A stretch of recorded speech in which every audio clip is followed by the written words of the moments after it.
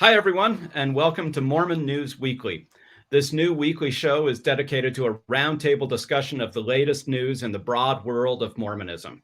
Each episode will dissect the previous week's top Mormon-related news stories from our different perspective.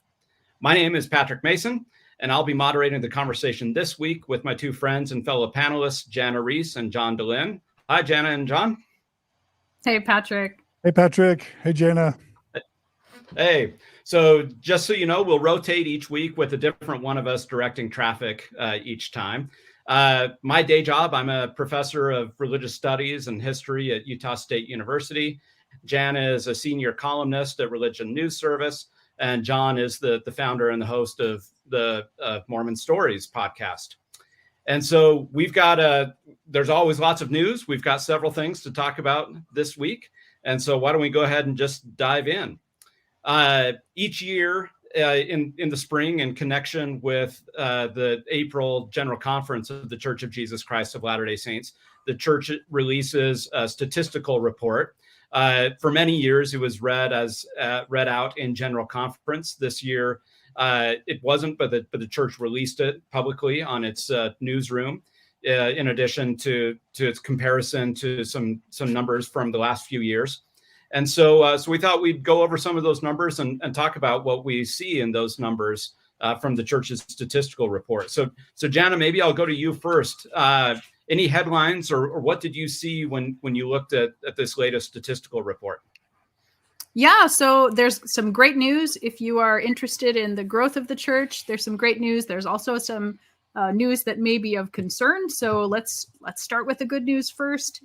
And that is that membership has now topped out over 17 million. So the church passed that threshold and also has 212,000 plus new converts were added to the church's rolls in 2022. That's very robust.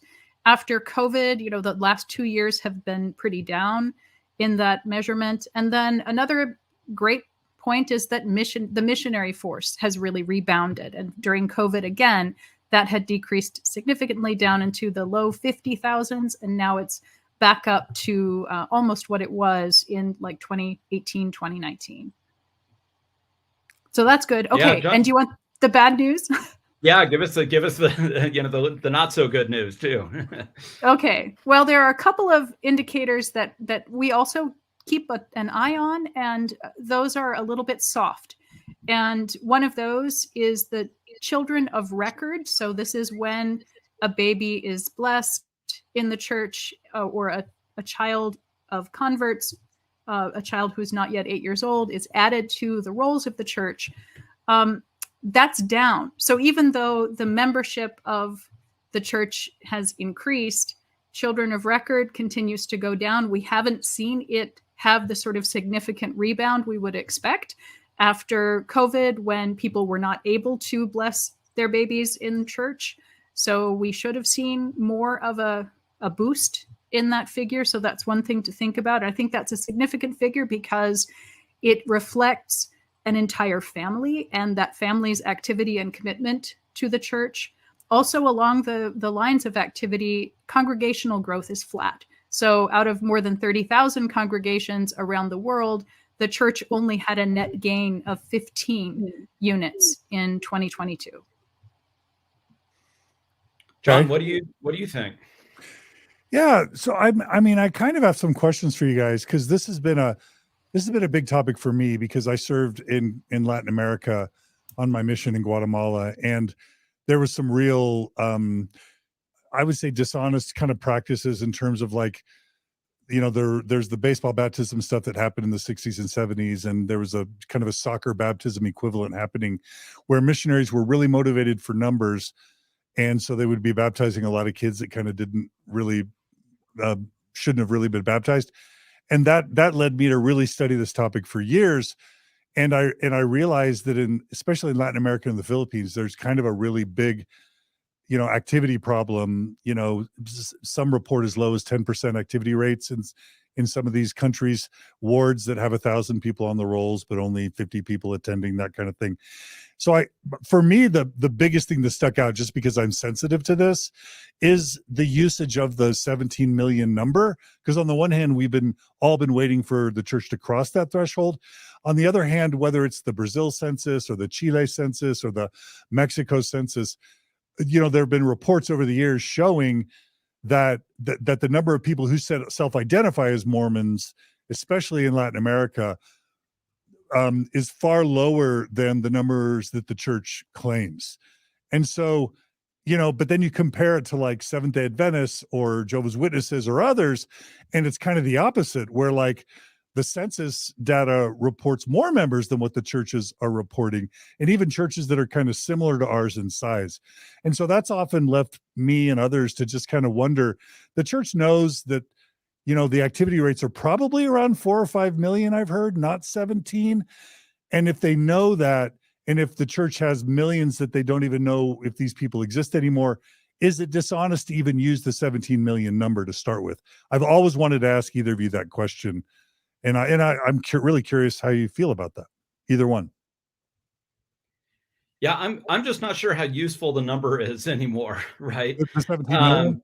It's but then again, this is true of most religious traditions. We talk about 1 billion Roman Catholics in the world, but nobody pretends that many people are showing up to mass every week, and so I think it's just really tricky. I mean, Jana's done more work than I have on the kind of social science side on this, but I do think, and I wonder if the fact that actually this is not part of the publicly presented in general conference anymore, or at least hasn't been the last couple of years, if there's a certain de-emphasis on the numbers, qua numbers, in the way that they were just so celebrated in the 1980s and 90s.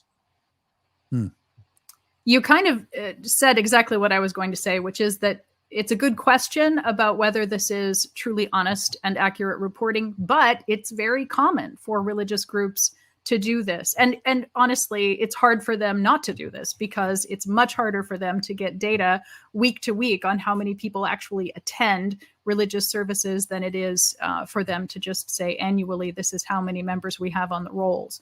So it's not unusual.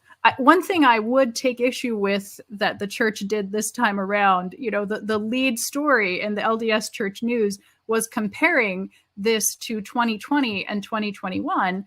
And so 2022, by comparison, looks fantastic, right? Because we're back up to 1.2% growth instead of sub 1% growth, which we'd had during the pandemic. But of course, it's going to look really great compared to the pandemic. You need to be looking at it over the course of many years. And over the course of many years, the trend is clearly slow erosion on many of these metrics. And Jana, as I understand it, you're probably referring to the Church News article that probably appeared in the Deseret News as well, entitled Compare Church Statistical Reports Over the Past 3 Years.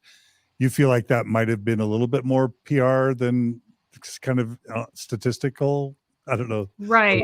Yeah. Well, almost any religious group, when we're looking at its pandemic numbers versus its numbers in 2022, there's going to be significant improvement. Yeah. We need to be taking a longer view to see what is real in terms of growth. And I do think that 1% growth, although it's nothing like the growth that we saw in the 60s, 70s, and 80s, baseball baptisms notwithstanding, there was also a lot of real growth that happened in those decades. 1% in this environment is actually pretty darn good. And you're probably also referencing the rise of the nuns, and we should probably mention that you've written a book about this topic somewhat, right? We go ahead and give a shout out to that if you don't mind.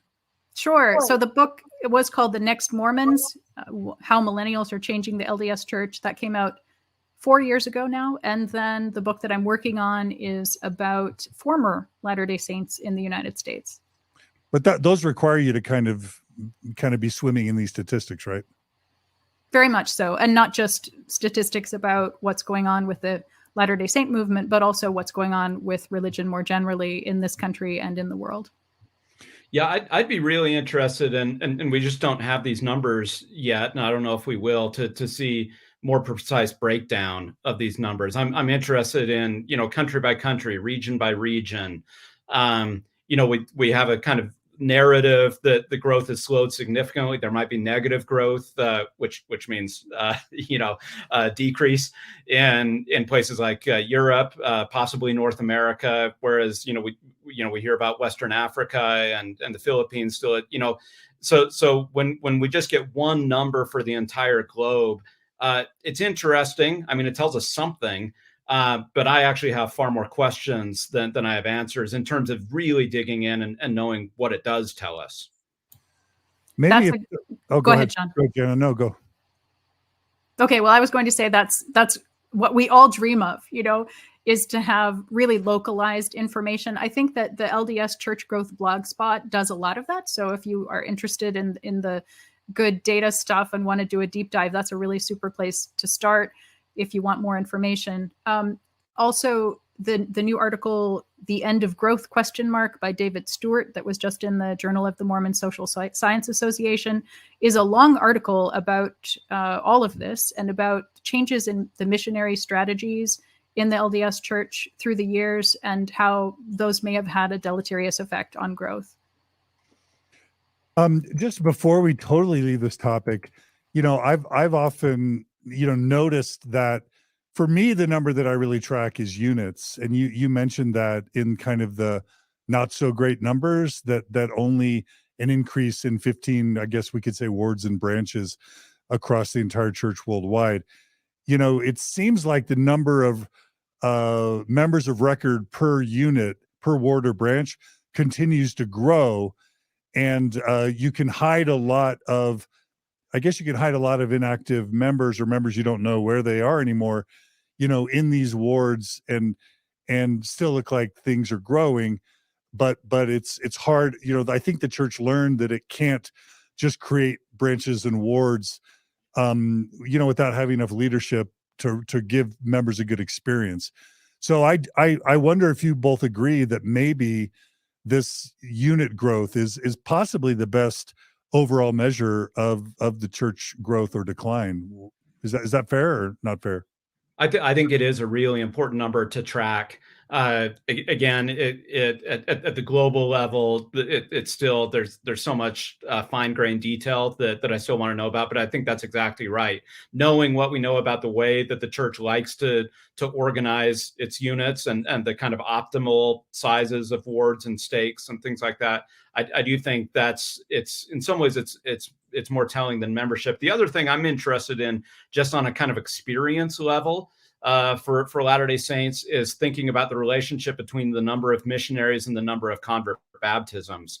And that ratio has really decreased in recent years, with more missionaries and convert baptisms either declining or certainly not being where they were several years ago.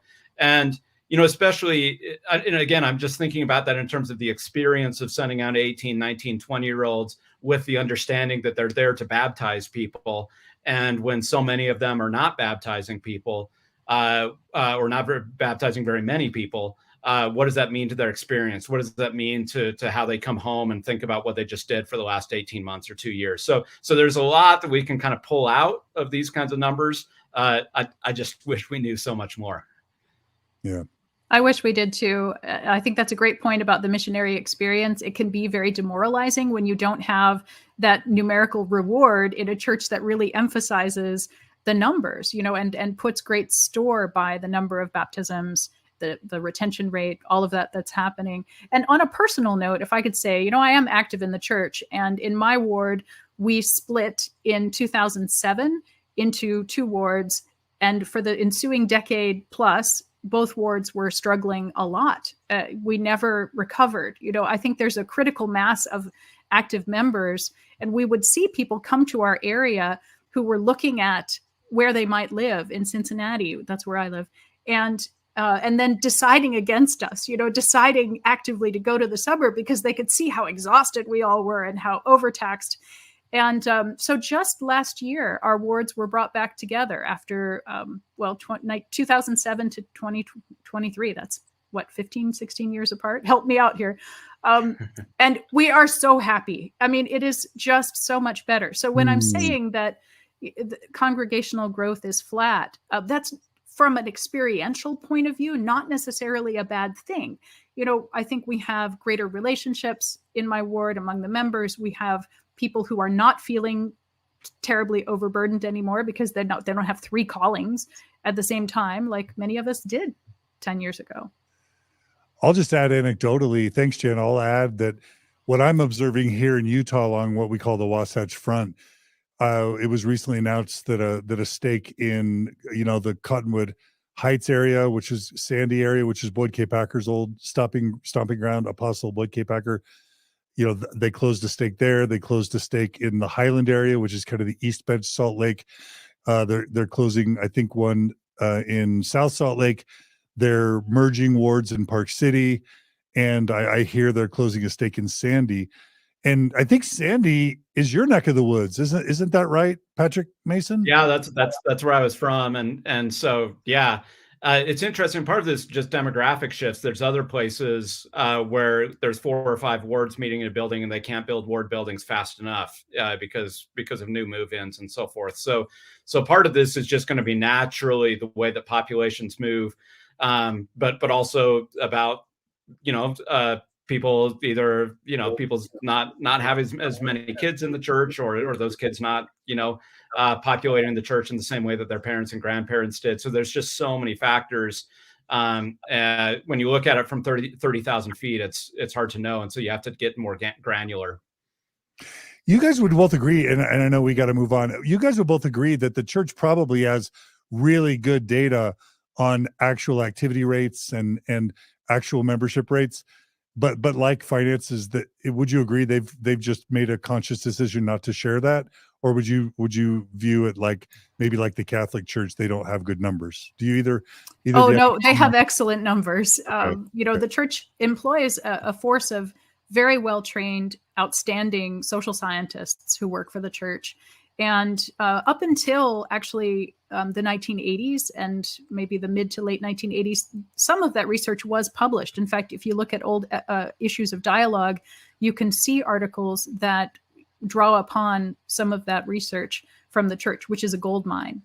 If you're looking at trying to figure out what the church was like at that particular time, but it then stopped making that available to public researchers. So if either of you had to just go ahead, Patrick. No, go ahead.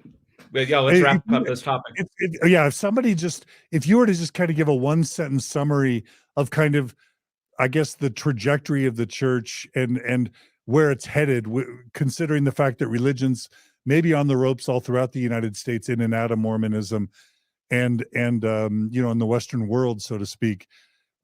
If you guys had to, either of you had to summarize kind of the trajectory, do you even have a summary that you would offer in terms of the church's growth and or decline? I'm curious how you guys read the tea leaves, if you even have tea leaves. I think if I were to give it 1 sentence, it would be like what I hear some days at the end where they on radio when they report the Dow Jones, they say the market was mixed today. Some stocks up, some stocks down. And so that's the way I see it. I think it's a mixed story. Okay. Jana? Yeah, I think that's fair. It is a mixed story because if you compare our growth now to what it used to be, it's not looking great, particularly for younger generations. But if you compare our growth now to what other religions are experiencing, like I said, they envy us. All right. That's good to know. All right. What's next, Patrick? All right, well, let's go to the next topic. So probably not a topic that anybody loves to talk about, but it's an important one. One of the news stories that came out this week was about a court case in Arizona around clergy confidentiality. And so, John, maybe you can talk us through some of the details of this, and then we can talk about it. Well, I probably am not. I'm probably not the best to give details, but I'll just say that, you know, there was a very, you know, public and visible sexual abuse case out of Arizona, I believe, last year, kind of around the summer. I think the AP reporter Michael, is it Resendez? Is that how you pronounce it? Michael Resendez reported on it. And and it all came down to kind of clergy privilege and whether bishops or stake presidents or Mormon church leaders, when they learn about a crime that's been committed in their capacity as church leaders, are they required to report it to authorities or not? These, in the Arizona case and in other cases like in West Virginia or elsewhere, generally speaking, my understanding is the church's law firm, Curtin and McConkie, has a history of telling bishops and leaders that they don't need to report or sometimes directly advising them not to report. And so I think that tendency was questioned in this lawsuit in Arizona, that practice with the church, with an eye of trying to get the Mormon church to encourage its church leaders to report known child abuse crimes to local law officials to let them kind of handle it. And it sounds like the Arizona Supreme Court came back and upheld the Church of Jesus Christ of Latter-day Saints' desire and practice to not have to become mandatory reporters of their ecclesiastical leaders. And it's probably worth mentioning that the church responded to this Supreme Court ruling by saying the Church of Jesus Christ of Latter-day Saints agrees with the Arizona Supreme Court's decision. We are deeply saddened by the abuse these children suffered. The church has no tolerance of abuse of any kind. That's my attempt at a summary. Tell me if I got it wrong or if you guys want to add anything. No, I think that's right. And of course, I think the one key thing to recognize is the Supreme Court said that this falls under the confidentiality of the confessional setting that happens between a clergy member and somebody who comes to confess a sin or talk about things. So, which is a longstanding practice, of course, in the United States and other countries, the confidentiality there. Jana, what do you make sense, or how do you make sense of this case? Well, the Supreme Court decision from Arizona was not actually very surprising. That they upheld clergy penitent privilege is what I think most people expected from a legal point of view. I am not a legal expert, but I seem to be seeing that this was not surprising. What is a trickier situation for the church is the fact that the church doesn't seem to have done much to stop this, except for excommunicating the man in question, the father who was sexually abusing his daughters and videotaping that and posting it on the internet. And if you weren't depressed enough learning about that story, also this week we have a story from Cache County, and in which a member, yes, that's right, a member of a bishopric, this could be your bishopric, right, was charged with allegedly sexting with a teenage girl in his congregation. It's not been a great week for, Mormon leaders. Oh, and let's not forget the dentist in Colorado who apparently is LDS, who is accused of poisoning his wife so that he could marry the woman with whom he's been having an affair. Great.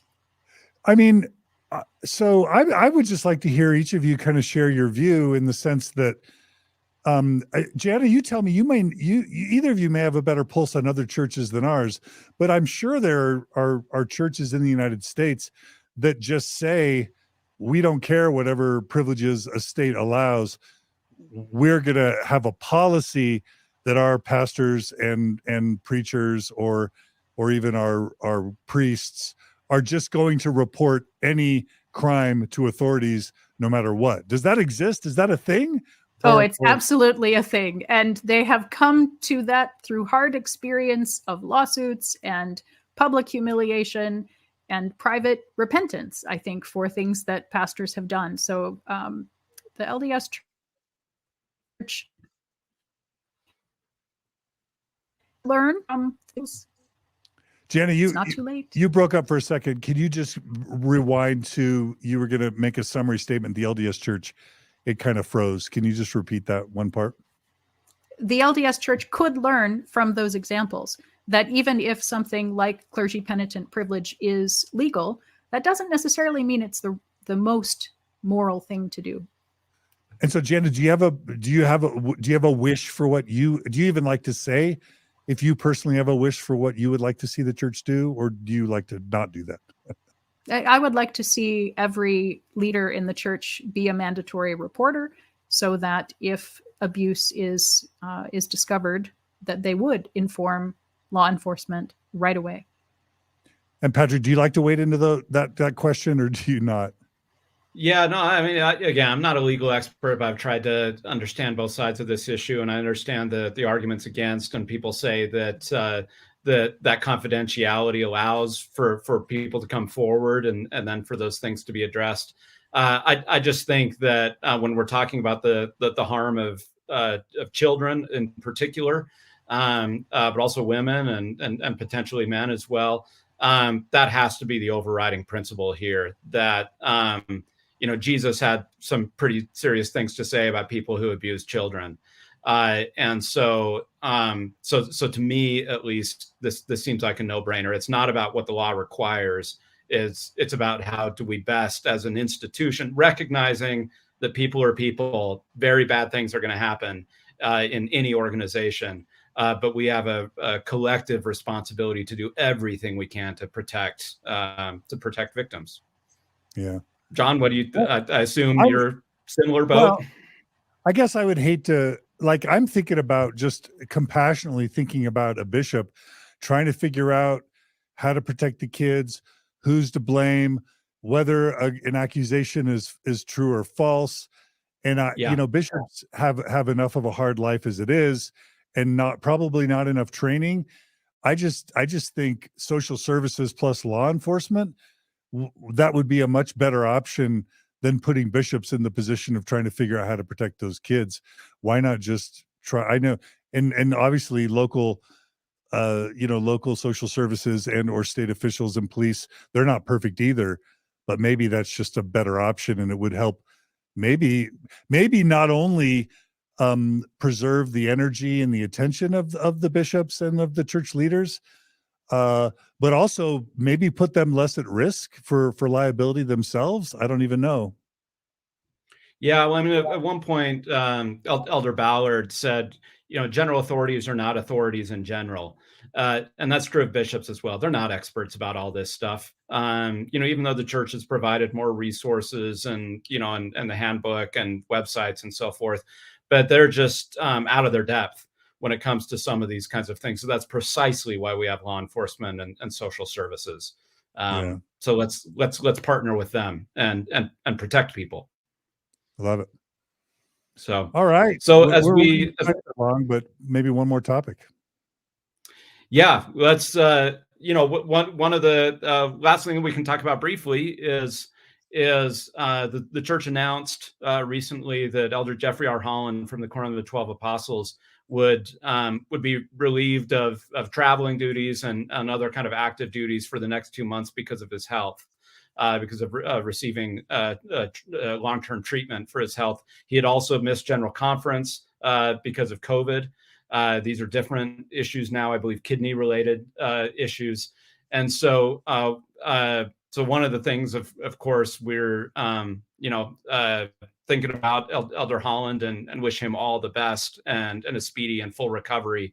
But as part of this, with this 2-month window, it means that one of his very high-profile commitments to be the commencement speaker at Southern Utah University has now been canceled. And John, maybe you can tell us a little bit why that matters. He probably had other speaking engagements that were canceled as well, state conferences and so forth, but this is the one that has gotten news. Why and why does it matter? Yeah, this was actually a really big story in Utah.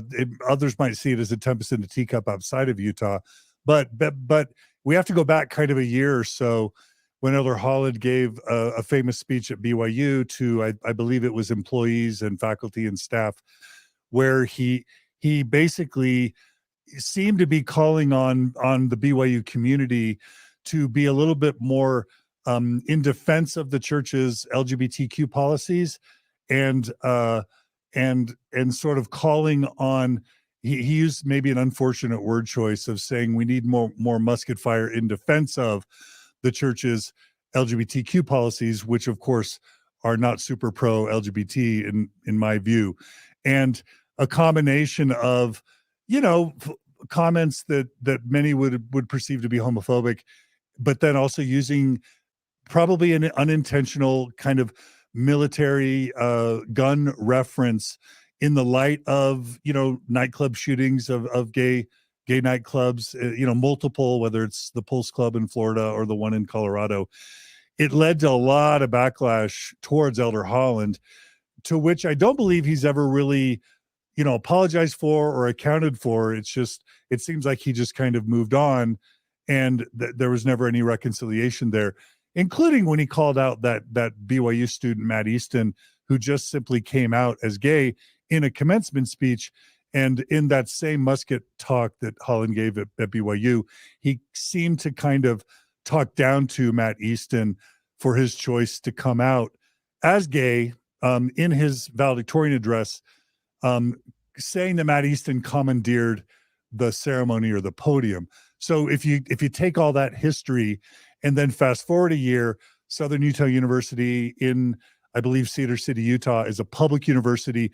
There's a lot of kids in Utah who are raised LDS who didn't go to BYU because they're LGBT. So they go to places like SUU as sort of an LGBTQ haven, with a faithful president, by the way, a faithful Mormon president that by all accounts is very pro-LGBT on the SUU campus. These students and the community at large, many of them were so upset by Elder Holland being invited in light of his BYU comments that what was planned to be a 4-hour listening session turned into like a 9-hour listening session on the part of the university president. And 90%, it's estimated, of the comments in that 9-hour listening session were opposed to Elder Holland speaking.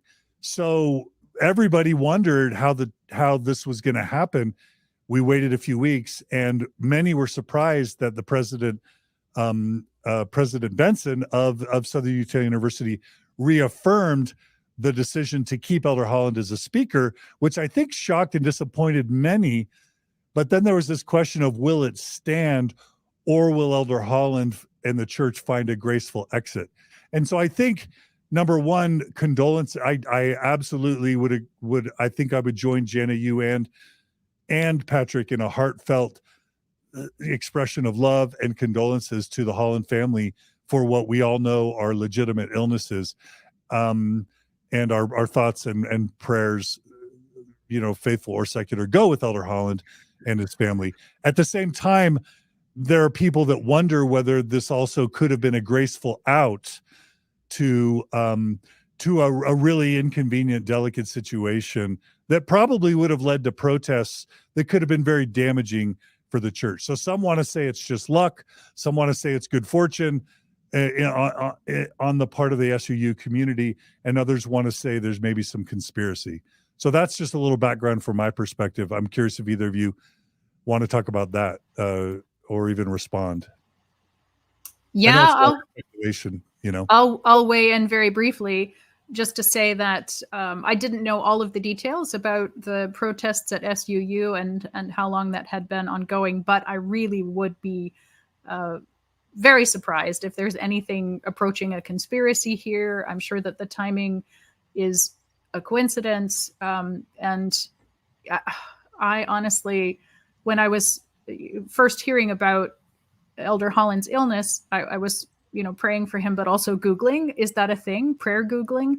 And that combination of COVID and dialysis, kidney dialysis, sounds absolutely brutal. I mean, I hope that he's going to be okay. I mean, I'm not defending that speech. I think it was a really poor choice of words. But he's a good man. He just is. Yeah, I feel much the same way. I mean, I see no conspiracy here. I mean, it's just a timing thing, and he's not a young man. His health has not been great for a while. So just nothing but hopes that he recovers and is healthy. It's interesting and I was also publicly critical of the talk that he gave at BYU. which I think was not his finest moment in the midst of a very fine ministry over many decades that's made a big difference in a lot of people's lives.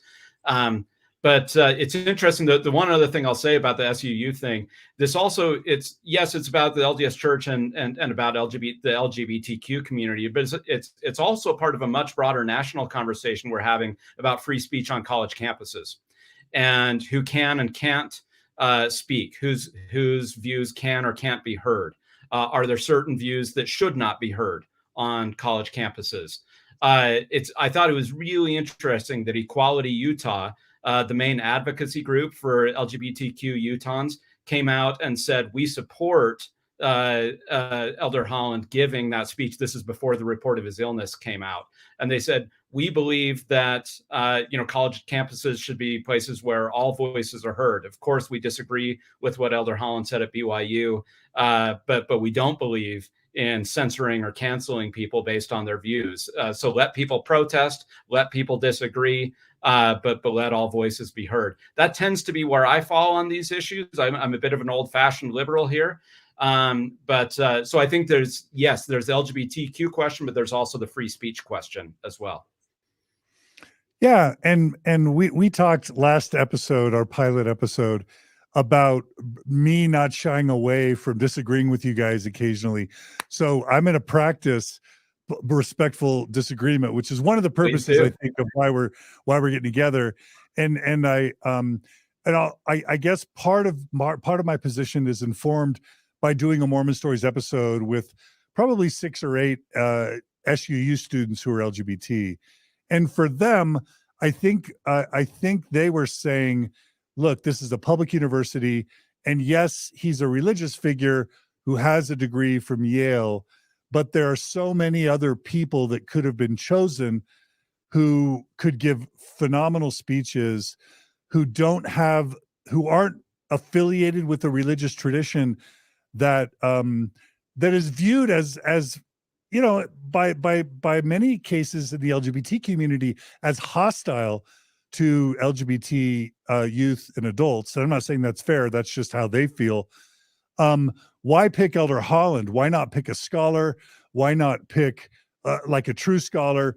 Other public figures that are less polarizing, especially when we know that there's an LGBTQ depression, anxiety, and or even suicide sort of epidemic historically within the Utah kind of Mormon context. There's so many other people that could have been chosen at a public university. And for the LGBT, students that worked 4 or 6 years to get their undergraduate or graduate degrees, for them to have to sit and listen to a talk by a church leader that they would feel would in some ways deny their rights to engage in legal same-sex committed love, that's just a choice that's unnecessary and maybe inappropriate for a state university. That's me doing my best to represent, some of the students, LGBT SUU students that I talked to. Now, did I raise any hackles for you guys? Is that even a word, hackle? I think it's a word. And not really. Jana? I mean, not really for me, because I agree that it would be terrible to be in their shoes and to feel in the Utah context, particularly Southern Utah, embattled, very much a beleaguered minority trying to defend your right to exist on the planet and to love the people that you love. And then for a state university to invite someone to speak and to be honored in that way who clearly opposes that, I can completely understand that would be very upsetting. That my disagreement with you was only the timing of the announcement of Elder Holland's illness. I don't see that as any kind of conspiracy on the part of the church to get out of an awkward situation. Got it. Anything you all were right, about? And I think we're going to have to leave it at that. We're grateful to everybody who listened in on this episode of Mormon News Weekly. There's always more to talk about. John, Jana, thanks for your input, for your great feedback on all these things, and I will look forward to seeing you next week. Thanks, Patrick. Until next week. Take care, everybody, and check us out at mormonnews.com for more information for past and future episodes. Take care, everybody.